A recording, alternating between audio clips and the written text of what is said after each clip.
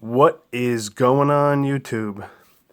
All right, I happened to be by an antique shop today, and I was looking through a box of cards, and I mean, they had every card you could think of in here.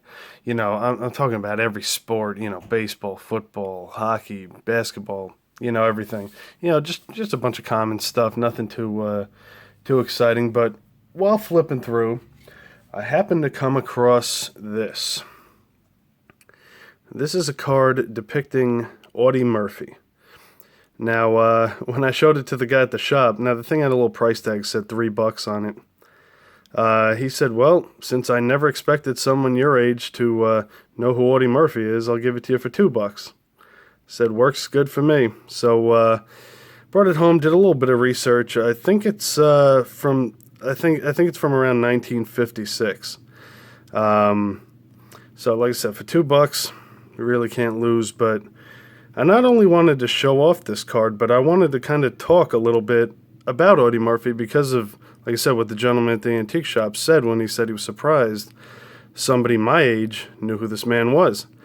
And it got me thinking, wonder how many other people my age know who this man is. So I'll just give you just a tiny little quick history, and if you're interested, you can look him up even more. Okay, so Audie Murphy was the most decorated American soldier in World War II. Now, most decorated means he had the most medals. He actually received every medal for valor that the U.S. Army offered at the time. He also received medals of valor from French and Belgian governments as well. Many medals he's decorated with. Some of the most notable ones is he actually has 3 Purple Hearts, 2 Bronze Stars, one of them being for valor. He has the French Legion of Merit. He has 2 Silver Stars, the Distinguished Service Cross, and the Congressional Medal of Honor.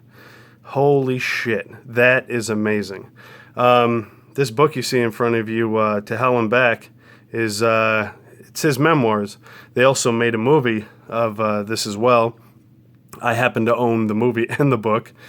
But Audie Murphy has always been a personal hero of mine. One of the most amazing things that I always think of when I think of him is for the fact that after Pearl Harbor, when he tried to enlist, he was actually underage. He tried to enlist. He was actually turned down by the Navy and the Marines. They said he was too young and he was too thin and too small. His older sister actually helped, I guess, falsify a little bit of documents, and he was able to. They made him a year older, and he was able to join the army.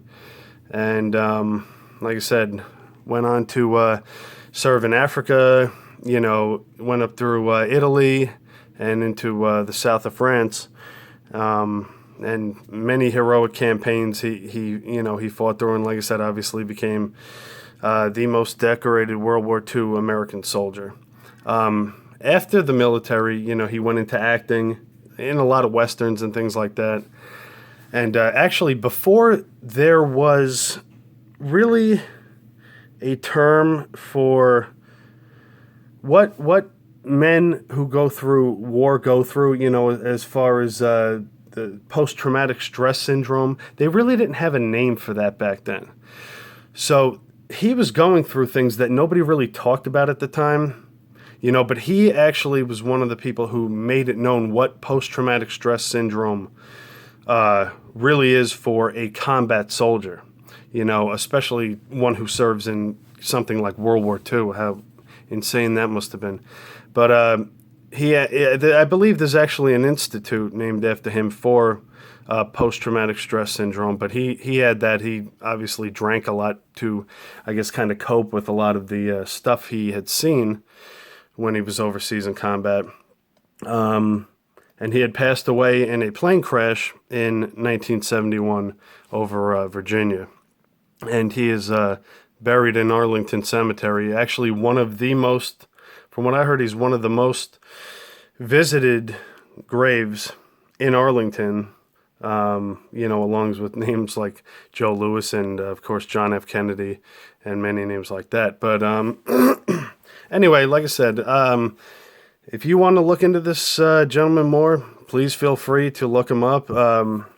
Because in my opinion, if you're an American and you don't know who he is, you should. You really should, because he is one of the greatest American heroes. He's always been a hero of mine. And like I said, I am very happy to own this card. I've actually never seen one of these before, so it is pretty cool. And like I said, a nice little pickup for $2.